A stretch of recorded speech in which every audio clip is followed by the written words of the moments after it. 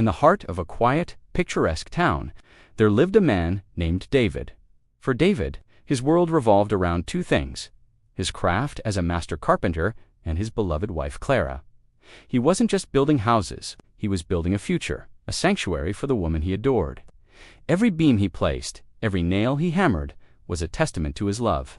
He spent his days under the sun, his hands calloused but his heart full, dreaming of the day he and Clara would fill their self-built home with laughter and memories.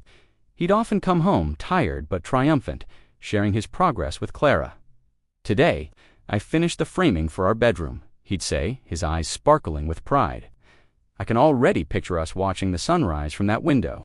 Clara would smile, her eyes distant, and say, "That's wonderful, dear." David, lost in his world of blueprints and dreams, never noticed the subtle shift in her gaze, the growing emptiness in her words. He was too busy building their life to see she was already mentally moving out. The project was his masterpiece, taking years of his life. He poured every ounce of his savings, every spare moment, into this home. Friends would visit the construction site, marveling at his dedication. "You're a true artist, David," they'd say. Clara is a lucky woman, and David would beam, feeling like the luckiest man on earth.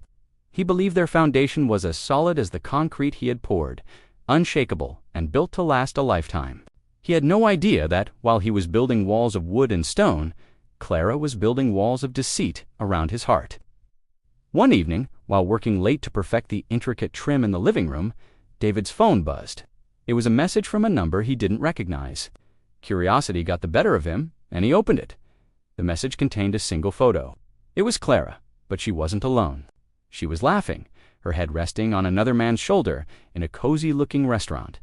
A cold dread washed over David, so chilling it felt like a winter wind had swept through the unfinished house. His hands trembled, a stark contrast to the steady hands that had built everything around him. He initially tried to dismiss it. A misunderstanding? A friend? A cruel prank? His mind raced desperately, searching for a logical explanation. Anything to avoid the gut-wrenching truth staring at him from the screen. He loved Clara. He trusted her. The foundation of their life couldn't possibly be cracked. He decided to confront her, not with anger, but with a desperate hope for a reasonable explanation that would piece his world back together. He drove home. The image burned into his mind, the silence in his truck deafening.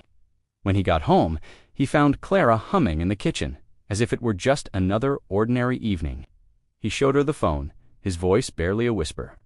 "Who is this?" "Clara." The moment she saw the picture, her calm demeanor shattered. The color drained from her face. At first, she tried to lie. "It's just a colleague, David, a work dinner." But her faltering voice and the inability to meet his gaze told him everything he needed to know. The lies crumbled, one after another, until the whole ugly truth was exposed. The other man wasn't just a colleague. Their affair had been going on for months, while David was sweating under the sun, laying the foundation of their future. Clara was secretly laying the groundwork for a different life with someone else. The late nights at the office and weekends with girlfriends were all a facade. Each lie was a sledgehammer blow to the beautiful structure of trust David thought they shared. He felt a profound sense of foolishness, of betrayal so deep it physically hurt. The days that followed were a blur of heartache and confusion. David stopped working on the house. The half-finished rooms, once symbols of hope, now echoed with the hollowness of his broken heart. The scent of fresh-cut pine, which once brought him joy, now choked him with memories of his shattered dreams. He would walk through the empty halls, tracing the lines of the walls he built, feeling like a stranger in his own creation. The home was meant for them, for their future. But now, that future was gone. David felt completely lost. The woman he had dedicated his life to, the dream he had worked so tirelessly for it, had all been built on a lie. He felt a deep, gnawing anger, but beneath it was an even deeper sadness. He had given his all, only to have it thrown away. Friends and family rallied around him, offering support and a shoulder to cry on. "You deserve better, David," they told him, but their words were just whispers against the storm raging inside him. One morning, as the sun rose over his half-finished masterpiece, something inside David shifted. He looked at his calloused hands, hands that could create, build, and mend. He realized he had a choice. He could let the bitterness consume him and let his dream home rot a monument to his pain, or he could finish it. not for Clara, not for the future they were supposed to have, but for himself. He could turn this symbol of betrayal into a symbol of his own resilience and strength.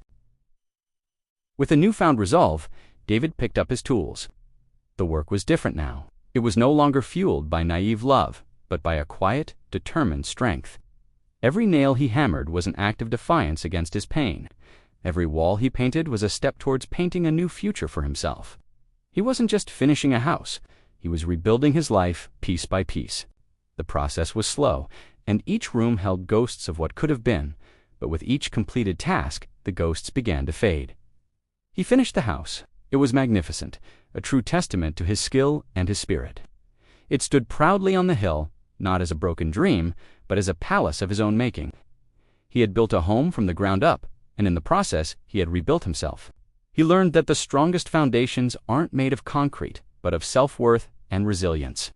David's story reminds us that even when others tear down our dreams, we have the power within us to build them back, stronger and more beautiful than before. Thank you for watching this story. If it resonated with you, please consider liking the video and subscribing to our channel for more content that inspires and uplifts. We'll see you in the next one.